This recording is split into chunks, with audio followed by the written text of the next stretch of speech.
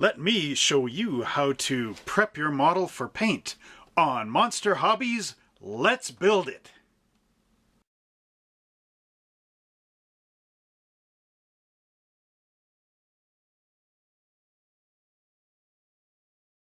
Hello everybody, welcome back down to the bench. Now, paint prep is really vitally important to our model now that you have all the components built, because we want this model to end up being a very, very nicely painted model. Instead of just regular gray plastic and whatnot, we want to make this thing really look good. So in order to do that, we need to prepare our smooth surfaces so that it will accept paint. Now, plastic, when it's this smooth, usually has a hard time to accept a paint coat because of the shine and sheen of this. Paint doesn't really want to stick onto it. It just kind of views this like glass or something like that. So we need to actually prep this in order to make paint adhere to the surface. And not only that, in our preparation, we also want to get rid of any major sandpaper marks or imperfections in the plastic. And if you hold this actually to the light, you can see scratches in the plastic that were put there in the molding process. So it's something to do with the actual metal mold. So we wanted to make this surface nice. So let's see what type of tools are going to be involved in getting this ready for paint. Now in this lesson I'm only going to do the primary hull. I'm not going to do the secondary hull or the warp drive engines, because those basically are going to use the same technique that we're going to show you here with the primary hull. So to begin with, we actually have to take the primary hull out of the way and look at these. Now these are sandpaper from 3M. You can find these in a hardware store if you look, hopefully around your area. 3M, I believe, is a Canadian company, so it might be different if you're watching this from the United States or Europe or wherever. However, some things will remain the same. So the first is, we've got a nice range here. This is sandpaper that I've bought. It starts at 320 grit. That's how fine it is with the sand grains glued onto the piece of paper. There's 320 per millimeter or something to that effect. So we'll start with 320. 320 is good for removing any scratches that was used with our sanding block with that sandpaper on there. Then we can progress to 400. Let me just move that saucer again. Progress to 400 grade. From 400 we move up to 600 grade.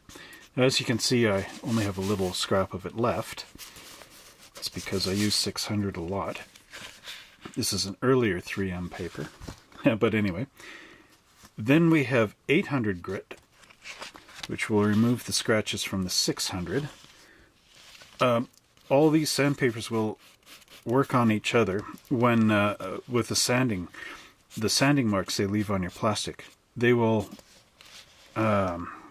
cross them out, refining them. So we end up with 1,000 grit, and then 1,200 grit, and finally finishing off with 1,500 grit.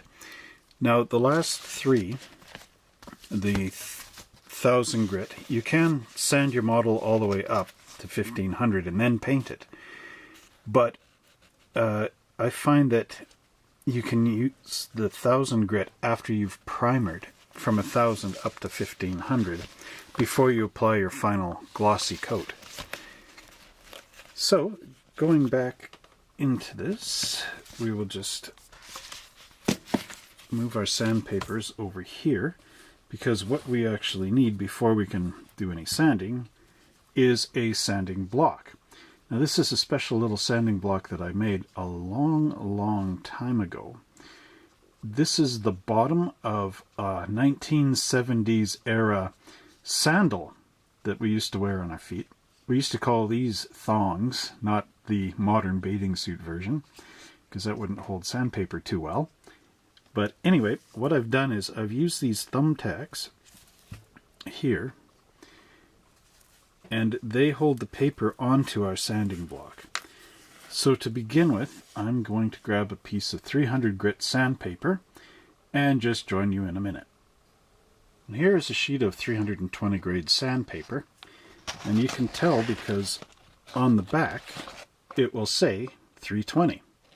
And all the other sandpapers will say what grade they are, or grit.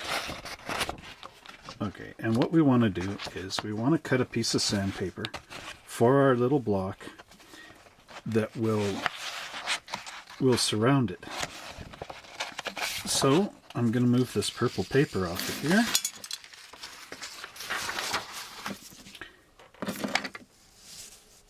I've got this old ruler. It got broken, but it's a perfect type of ruler because it still has a straight edge and it doesn't matter too much. But this is a perfect kind of ruler for cutting the sandpaper.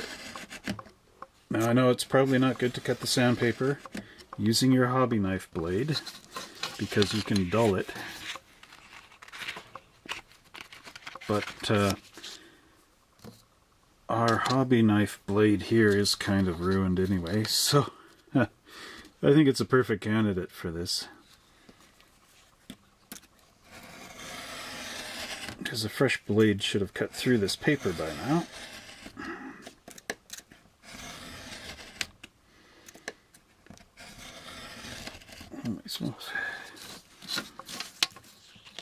Okay. Wow. Alright. What I'm going to do is I'm just going to mark this then with this old knife that won't cooperate.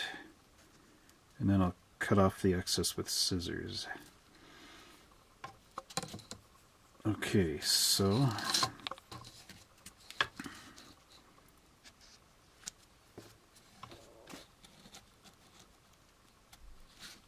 right about here.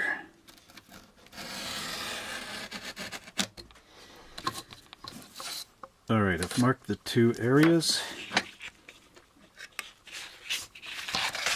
Now I can turn this over here.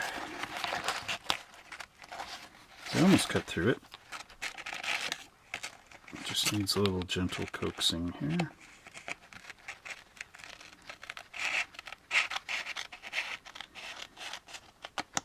There we go.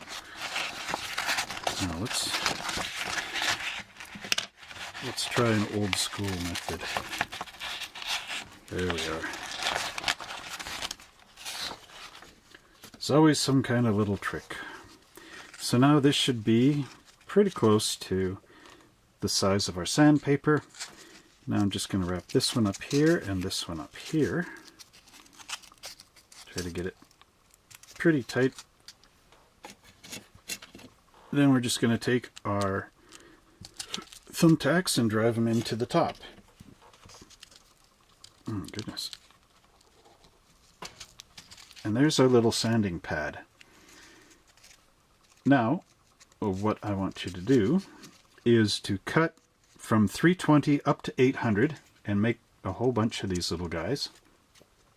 Same size and everything. And we will then go upstairs because this is wet sanding paper. So I'm going to show you the technique that requires water and a sink. So cut away and I will see you in a minute. So I cleaned up the sink for you guys. It was a little bit grubby. We have hard water here. But anyway, so here is our primary hull, ready for some sanding. So we're starting with our 320 grit, and I'm just going to fill the sink with some kind of warm water for me.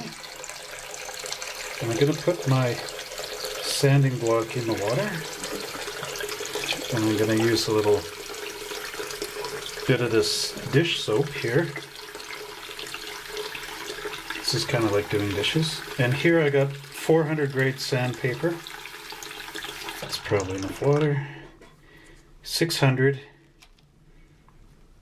and 800, which I didn't mark, but I know what it is. So I'm putting those in the water so that the paper backing can absorb some of the water. And I think what I'll do is I'm going to turn the saucer over. We're going to work on the bottom. So I got a little bit of soap to act as what they call a slurry, which will enable our sandpaper to move easy. So with the 320, I'm just going to go around here for right now.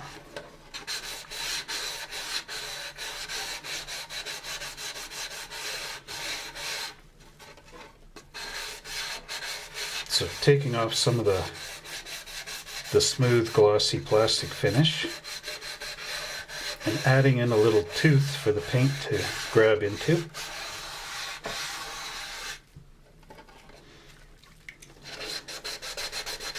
And now you want to be careful of these rings and the details because this is still a pretty harsh sandpaper, and you could actually sand those off if you're not too careful.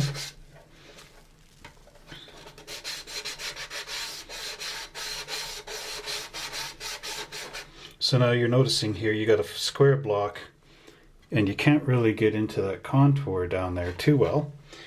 So what I'm going to do is I'm going to pull out the little thumbtacks.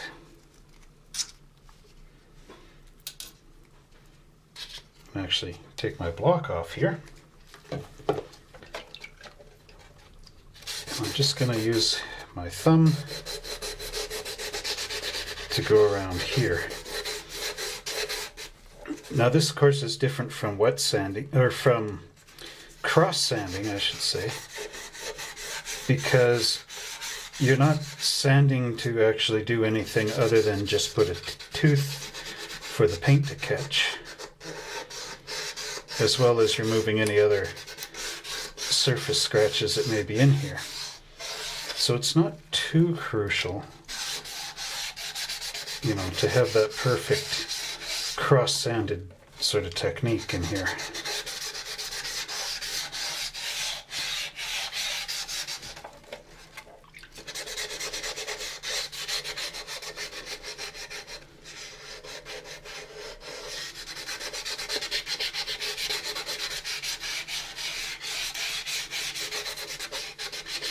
So this is just a general sanding for demonstration to the video. You can feel it now, a bit gritty in there. What I'm going to do is I'm going to sand up in here, and you can sand along here too. But be careful, remember you got windows there. Okay.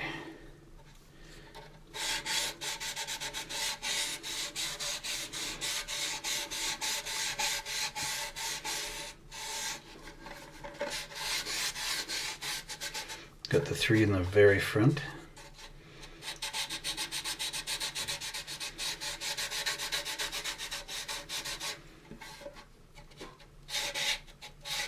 Going over here and around, and I'm going to stop about there because there's the other windows. And then you guys will want to do the top and everything. But let's just continue with the demo. So I'm going to pretend that I've got all the way around. And I'm going to just rinse off some of the dust here.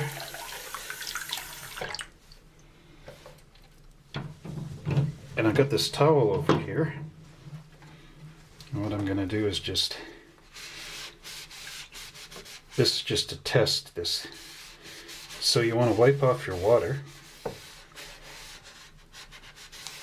And then you're going to examine to make sure you actually have it kind of scratched all over. And if you're satisfied with that, then you can hang your towel back up. And look for the next one up, which would be your 400, which is right here. So we're gonna, you can also do this. Put a little bit of that dish soap right on there. And now we'll use our 400.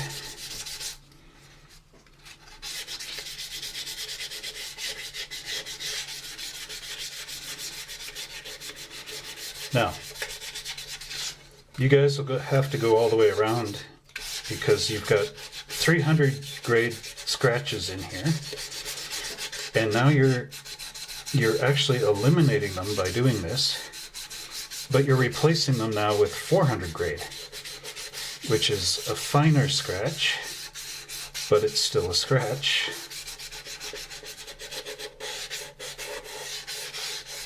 Okay. So I'm just going to go to there. I'm going to pretend we went all the way around. Because the thing is, okay, if I do this with 600, and then I go back with 400, I'm actually taking out the 600 grade scratches and I'm replacing them with 400 grade. So you guys don't need to worry about me, because there'll be a bit of back and forth going on. But in the end, my model will be sanded up with 800, just like yours should be. So now we're taking out the scratches here.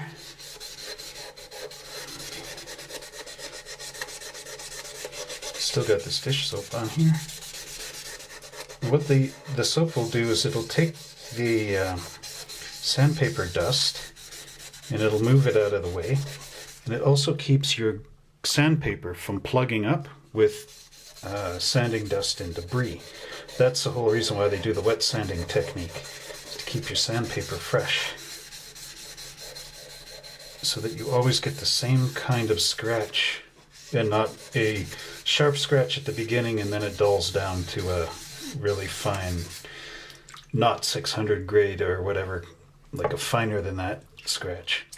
So now here's my 800 grit.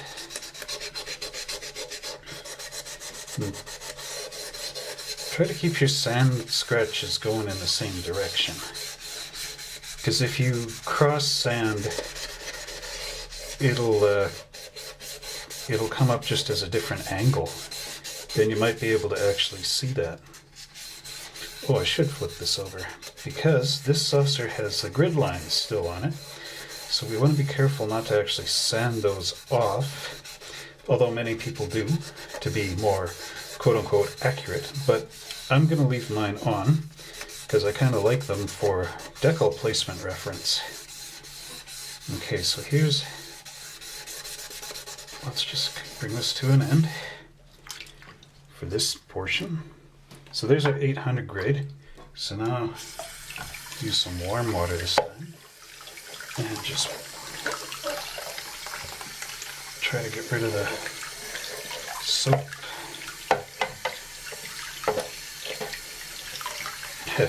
Yeah, your saucer might fill up with water in those two little holes, so just so you know.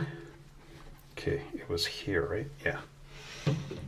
Well, the towel will show us. The towel knows all. Yeah. Okay. Because now you guys won't be able to see this on film because it'll just look like gray. I feel like I'm washing dishes. Okay. But I can see it with my eye. Yeah, I don't know. Oh. Okay, you see here, it's pretty scratchy. Looks like an old record from a record player. And over here it's really fine. That's our 800 right there, our process. So now you can see here, okay, there we go. It's glossy, shines flat, completely flat. Flat but smooth. There's no deep kind of scratches in it like over here. That's at 300. You can even feel that. Here, it feels pretty smooth. So our 800 now, we can't really see it, but we know it's dulled down. So our paint will be able to grip this really well. Now you won't be able to get into here and all that other stuff. The paint will stick in there.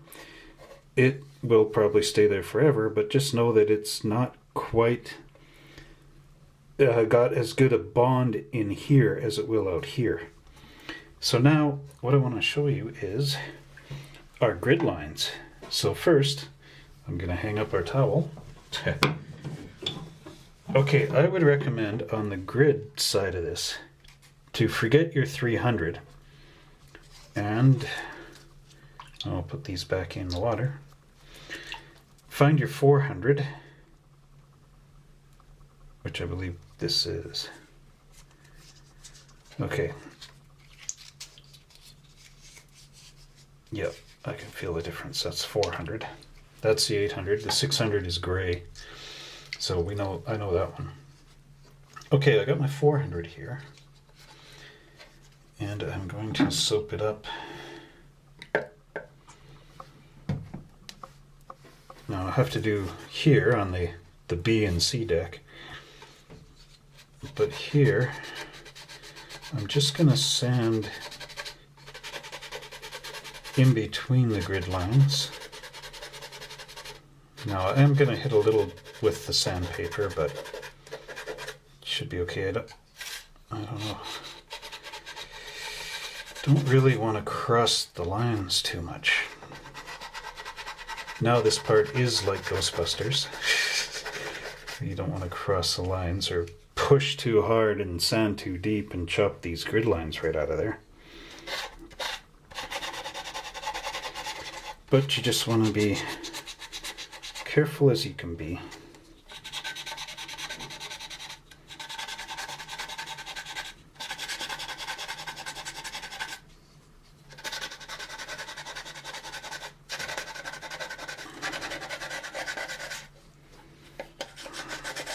Just go with the weight of the sandpaper. Don't try to, put all your incredible Hulk pressure on this thing like Bruce Banner and, sand right through chop off all your grid lines and sand right through into your other hand, holding it on the other side or anything. Just something gentle. See, I still got my grid lines.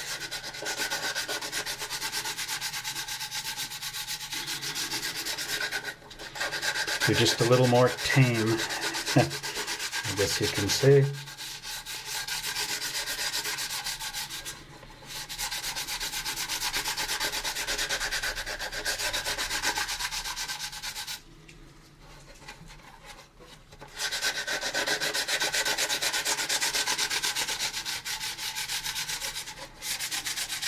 There you go. Regardez la grid line. While I'm here, might as well do that BC deck. Oh yeah, I can see now where I scratched because some of the soap is drying out.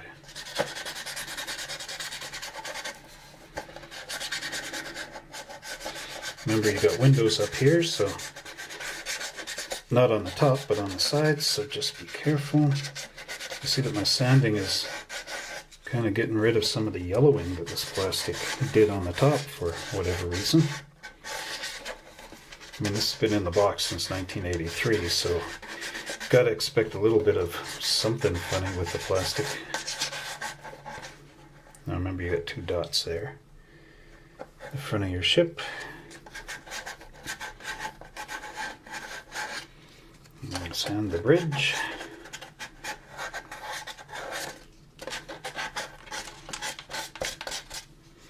Can go down here too on this sort of guide keel for the impulse engine. Don't really know if this thing has a name. Probably somebody named it. Okay, so 400 is done. Then we'll do our 600. Now 600 won't obliterate much of anything. It's a bit too soft for that.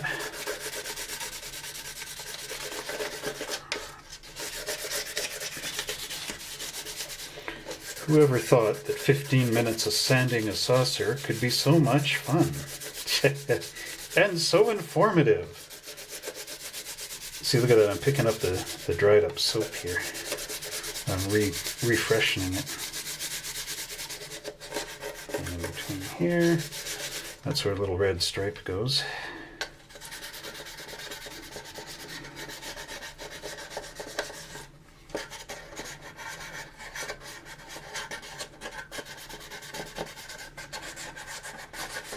Give this a little gusto. Gustav. Gustav.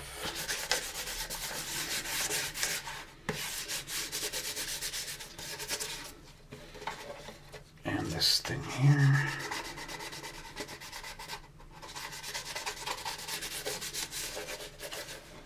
Okay, I still fill my grid lines, so I haven't done anything wrong. If you sand them off, I don't think there's any recourse, so other than just to sand them all off. Okay, yeah, that's 800.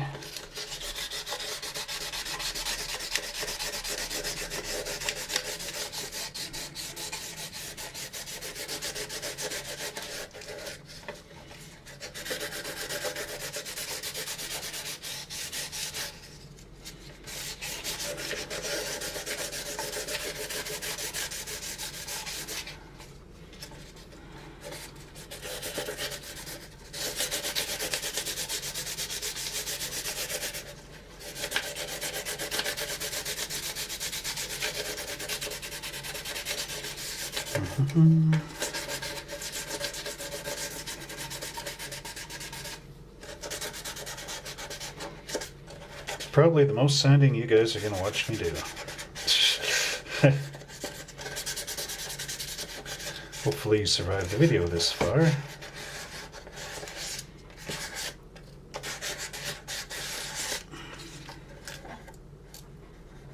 Okay, I can still fill my little windows. I can still fill my little 2 phaser dots at the front of the ship.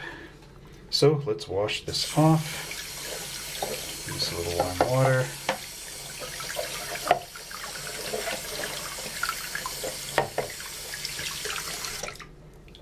Okay.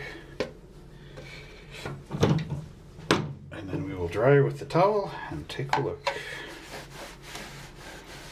Wow, this is interesting. You can see where the plastic went yellow from old age and where we just sanded all that off.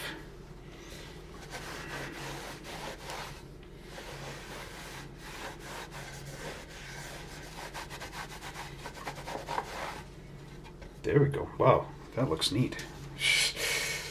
Yeah, you can see it on the thing there. It almost looks like Aztecing. You can see the shiny bits in between the actual grid. So now you know this is smooth. You can see a little bit of the shine around there. And like I said, the paint will stick to the shiny spots. It's not like it will never stick there, but it's just a weaker kind of stick, if you know what I mean, because it doesn't have anything to grip on. But that is basically what your saucer will look like when you are ready. And I will say that now this is primed, ready for paint. So do the same for your secondary hull and your warp engines. And I'm going to finish this up on mine. And then we will be ready for the primer. Okay, I know this looks silly, but I'm putting this here for a reason. This is our drying rack in the sink. The reason is that you don't want to really rub this with a towel after, because you're going to introduce static electricity onto the plastic, which is going to come up when you paint the thing. So I'm letting this air dry. Shake it off as best you can. Let it air dry in a drying rack or somewhere where it's not going to be much of a hassle. And just leave it there until we're ready to prime. Well, we hope you enjoyed that episode of Monster Hobbies Let's Build It, where I got to show you guys how to prepare for the paint job on your U.S.S. Enterprise kit. And don't forget to join us next week when we're going to actually spray some primer on the model and get it ready for the next steps where we're going to actually paint the Starfleet Gray on there. So, I hope you can check out our website right here, www.monster-hobbies.ca. And if you would like to do a little catch-up on where we are, don't forget to check out our videos here where I show you how to build the secondary hull, down here where I show you how to build warp engines, and right over here where I show you how to get the fit and finish perfect on sub-assemblies of those components. And don't forget to subscribe to us right down here where if you do, we can actually make better videos. So until then, we will talk to you later, and happy model building.